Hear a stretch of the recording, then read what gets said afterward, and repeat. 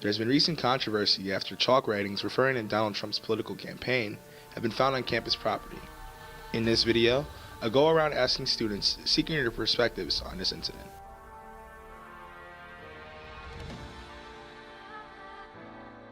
Couldn't miss it. I mean, whether it was the initial chalkings or the responses afterwards, I mean, the campus was pretty littered with chalk. There was lots of things that were said. In front of the Lincoln Residential Hall, they wrote, "Built the wall," and then right here in front of the PAC building, they had "Never Hillary." It was mainly Trump references around the colonnade, so things like "Make America Great Again," "Never Hillary," and the most offensive one was "Build the Wall." I made me feel insecure. I made me feel like I wasn't wanted here. Like, kind of like, in a way, like a parasite to this campus. It made me feel unsafe. So the night that we found the chalkings and that was posted on social media, there was a girl who actually called the campus police to get escorted to her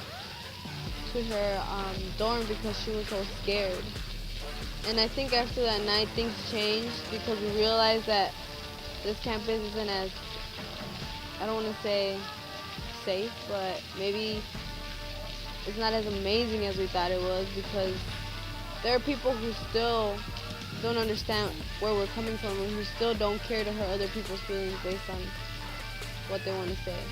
It's definitely divided the campus a little bit and brought it together in other ways. I don't know. I feel like it's created a little bit of a hostile environment, but I feel like it also has opened up a dialogue that students have had on campus. You know, I think probably a lot of people were surprised that it hit our campus, considering how kind of small we are compared with the other campuses that it's hit kind of around the country. There's some bigger name campuses, so I think it was kind of a surprise to many people on our campus.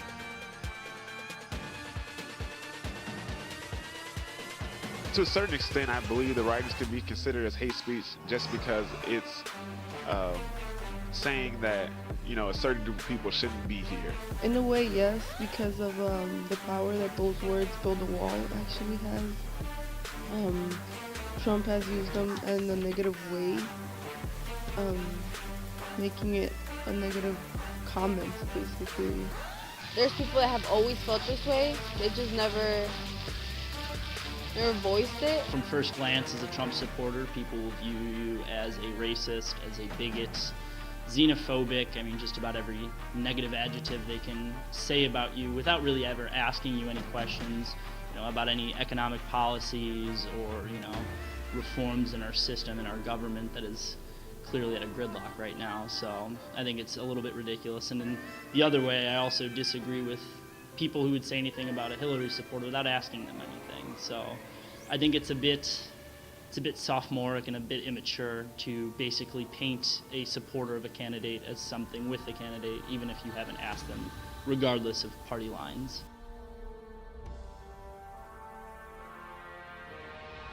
I mean, the First Amendment is there to protect speech that is objectionable, pretty much. Yes, we have freedom of speech and we have all the right to voice our political opinions, but opinion that discriminates or shows racial feelings towards a group shouldn't be allowed, and people should really keep those feelings to themselves, even if they believe them, just so that we can all live in unity and harmony in campus together.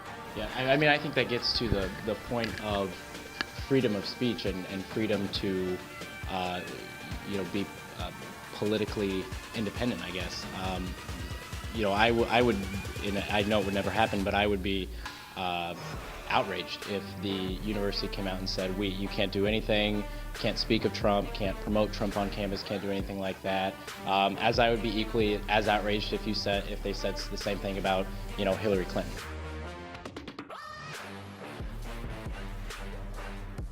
I think we saw a pretty strong response on social media and on the campus as a whole in regards to this. So it could be that the students don't want to come forward because they would fear backlash from either administration or from students themselves. Probably mostly students. That could be. I mean, we could speculate about that. That could be a reason. This is a learning facility, not not a place where you want to start wars, because obviously those words will start a war. I think it may have almost been better that the students or the non-students, whoever it was, may remain anonymous because the dialogue has been opened. We have had students on both sides talking. We have talks about the First Amendment. We're talking about the presidential election. It's not petty. It's not childish.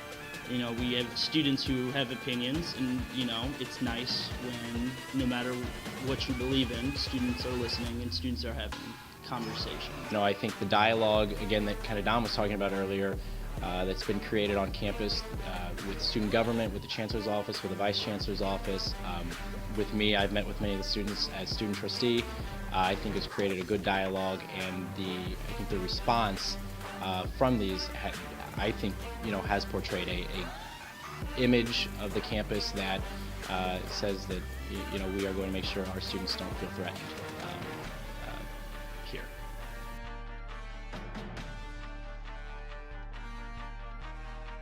We took pictures of them and we started a Facebook page. Together We Are One UIS is our Facebook page, and that's where we've been posting pictures, videos, events, basically anything that we feel the community needs to know. We also organized a peaceful protest that was held in the quad, and then we moved inside the studio. Jane Elliott was here, so we had her support. And we've been pretty much posting pictures, anything that we feel the community should know is on our Facebook page. I really enjoy the fact that we were, in some way, people's voice. And it wasn't just Mexicans outside, Hispanics, Latinos. We had people who actually got offended by it, which was like black people as well. And I love the fact that they were there because we all support each other, like minorities with minorities. And the protest was just, it was great.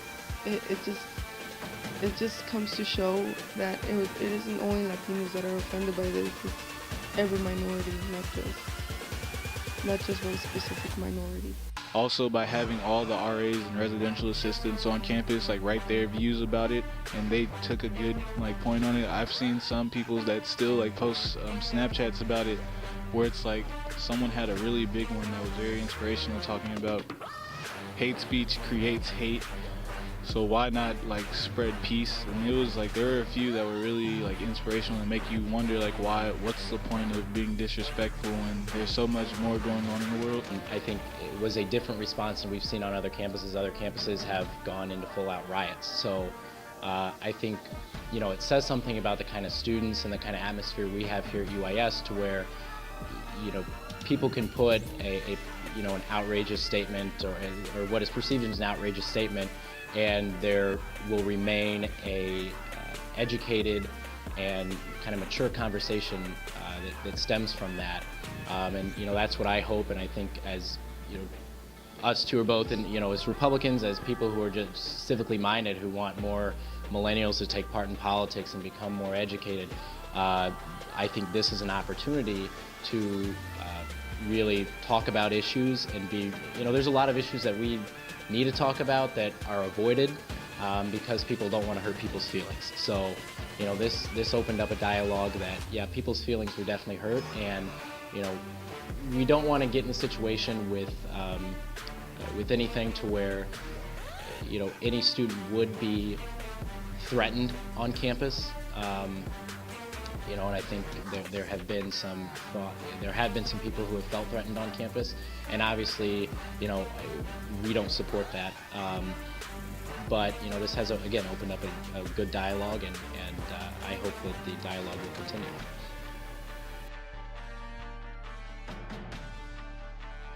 I just think the campus should be a little more responsible with their words and be accepting of all cultures. I think that the campus should really make good strides at, really understanding others' culture and others' perspective, and just to try to empathize with others and putting themselves in their shoes to recognize you know, if they understand where people come from and their background and their history, maybe they would think twice before saying things that, you know, discriminates against certain groups, or before they decide that a certain group shouldn't be here. Because in the country that we live in now, there's plenty of people from all over the world. You know, I think that the campus is headed in a really great direction. Firstly, after reading Chancellor Cox's statement today, I think it was well written. You know, we talked about the freedoms that ones have to speak their opinions, but at the same time to be mindful of others.